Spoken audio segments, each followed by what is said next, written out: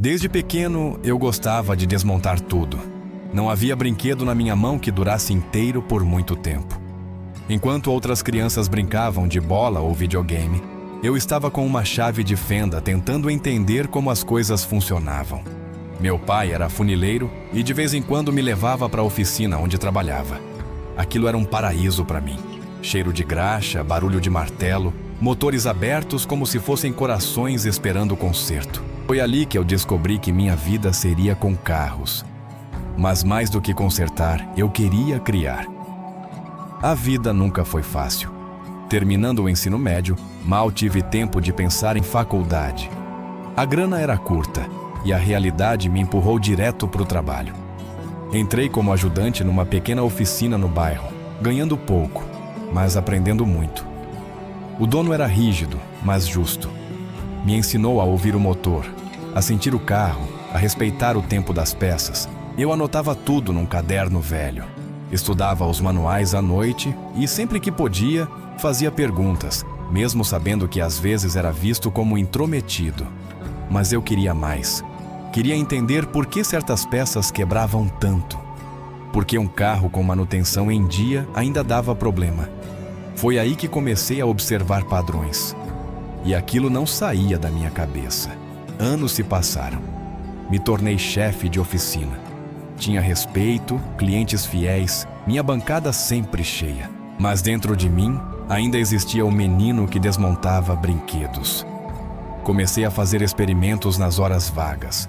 Pegava peças danificadas e tentava reproduzi-las com pequenas alterações. Uma borracha mais resistente aqui, um reforço no encaixe ali. E o mais curioso, funcionava. Muitas vezes, as peças que eu ajustava duravam mais do que as originais.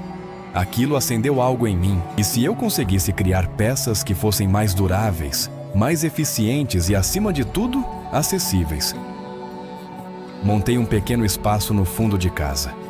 Era improvisado, claro, mas com o que eu ganhava, comecei a comprar materiais, ferramentas, impressora 3D usada, moldes antigos. Estudava engenharia de materiais por conta própria. Passava madrugadas vendo vídeos, lendo artigos, tentando de novo. Desenvolvi minha primeira peça própria, uma bucha de suspensão com polímero reforçado. O custo de produção era baixo, a instalação simples e o desempenho excelente. Testei no carro de um amigo, em outro. Comecei a fabricar pequenas quantidades e vender para mecânicos da região. Boca a boca, o negócio foi crescendo. Não demorou para eu perceber que estava diante de algo grande. O número de pedidos aumentava e eu não dava conta sozinho. Convenci 2 ex-colegas de oficina a se juntarem a mim. Reformamos o espaço, criamos uma linha artesanal de produção. Escolhi um nome que fizesse sentido: Valente Auto Parts. Porque, como eu, aquelas peças nasciam na coragem. A grande virada veio quando um distribuidor de peças da cidade vizinha me procurou. Ele tinha ouvido falar da durabilidade dos meus produtos e queria fazer um pedido maior. Fiquei em choque. Até aquele momento, eu produzia por unidade. De repente, ele me pediu 1000 unidades de uma só vez. Respirei fundo, peguei o dinheiro que eu tinha guardado e investi em maquinário usado, mais matéria-prima, capacitação para os amigos que estavam comigo. Trabalhamos dias e noites, sem parar. Entregamos tudo no prazo. A resposta foi avassaladora. Ele não só aprovou, como fez novos pedidos. E aí outros vieram. Começamos a entrar em lojas pequenas, depois em grandes centros. A qualidade falava por si. O diferencial era claro: peças duráveis, com preço justo, feitas por quem entende de carro porque viveu debaixo dele, com a graxa na mão e o ouvido treinado no ronco do motor. Mas não foi fácil. Grandes marcas começaram a perceber nossa presença. Recebi propostas tentadoras para vender a ideia. Disseram que seria melhor eu recuar, que o mercado era perigoso. Houve tentativa de copiar minha fórmula, de desvalorizar meu produto. Mas eu sabia o que tinha nas mãos. Sabia que, mais do que um produto, eu tinha uma missão: Não se tratava só de mecânica. Era sobre valorizar o pequeno mecânico que trabalha honestamente, o cliente que não pode pagar caro por algo que quebra rápido. Era sobre mim, sobre meu pai, sobre o Brasil que levanta cedo e não desiste. No meio disso tudo, comecei a formar uma rede de parceiros. Dava treinamentos gratuitos para oficinas parceiras, explicando o diferencial das peças, oferecendo suporte técnico. Criei vídeos no YouTube mostrando como instalar corretamente, como identificar problemas comuns. De um simples mecânico, me tornei também comunicador. E foi aí que percebi: a minha marca não era só de peças, era de confiança. Hoje, quando olho para trás, vejo o quanto tudo valeu a pena. Mas ainda não é o fim dessa história. Na verdade, sinto que ela está apenas começando. Com o crescimento da Valente Auto Parts, veio também a responsabilidade. Eu não era mais só um criador de peças, mas o líder de uma equipe que acreditava em algo maior. E isso me tirou da zona de conforto. Comecei a estudar gestão, liderança, finanças, marketing.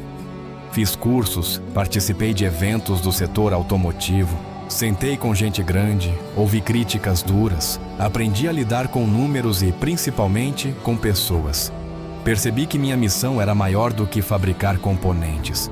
Era sobre construir algo que gerasse oportunidades. Com o tempo, formalizamos a empresa.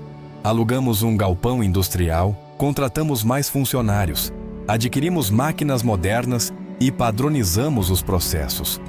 Tudo isso com uma política muito clara: qualidade, honestidade e respeito ao cliente. Cada nova peça que lançávamos passava por testes rigorosos. Eu não permitia que nada fosse vendido sem que eu mesmo aprovasse. Eu conhecia aquele consumidor. Ele era eu, anos atrás. Sabia da luta que é economizar cada centavo para manter o carro funcionando. E nunca me perdoaria se colocasse no mercado algo que pudesse colocar alguém em risco. A concorrência não parava. Tive que aprender a inovar sempre. Contratei engenheiros, criei um setor de pesquisa e desenvolvimento. Começamos a patentear nossas criações. Lançamos peças que duravam até 40% mais do que as líderes de mercado, com preços até 25% menores. A Valente se tornou sinônimo de resistência. E não apenas resistência mecânica, mas da alma brasileira. Recebemos prêmios, fomos destaque em revistas do setor. E mesmo com tudo isso, eu continuava visitando oficinas. Fazia questão de ir pessoalmente conversar com os mecânicos, ouvir suas necessidades, entender o dia. Muitos se espantavam ao ver que o dono da fábrica ainda se sujava de graxa. Mas era isso que me mantinha firme. Era isso que me fazia lembrar por que comecei. A grande virada seguinte foi quando uma grande rede de autopeças me convidou para fornecer em escala nacional. Era um passo ousado. Tive medo. E se não dessemos conta?